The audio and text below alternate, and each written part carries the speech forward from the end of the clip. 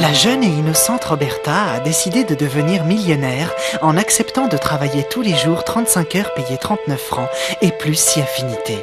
Dans une discothèque UDF, les proches de François Léotard et de Jean-Claude Godin ignorent encore la sortie du livre sur l'affaire Iontia. En secret, dans un jardin public, le vieux Maurizio et sa femme Roselia se sont déguisés en Sue Ellen et en J.R. Ewing, ce qui ne manque pas de déclencher en eux un fou rire non dissimulé. Adriano, tu m'inquiètes vachement en ce moment au niveau du boys band. C'est vrai, ce matin, je t'ai pas trouvé motivé à la muscu. Non, j'ai la tête ailleurs. J'en ai marre de tout ça.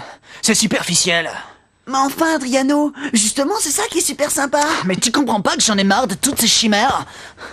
Je veux m'engager politiquement. Je sais pas, crier ma rage au monde.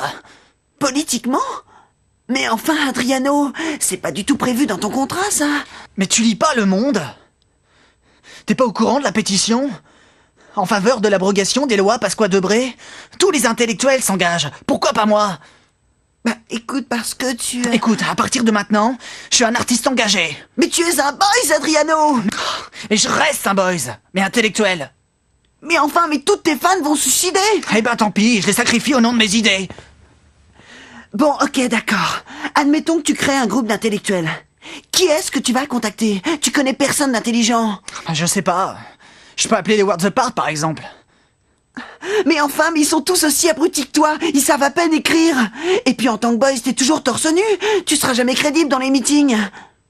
Mais justement, on imposera notre style.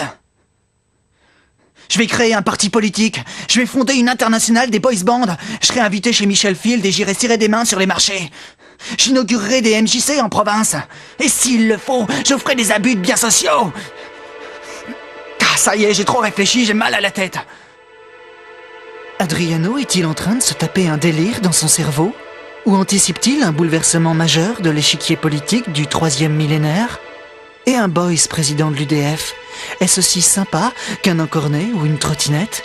Autant d'énigmes passionnantes élucidées dans le prochain épisode de...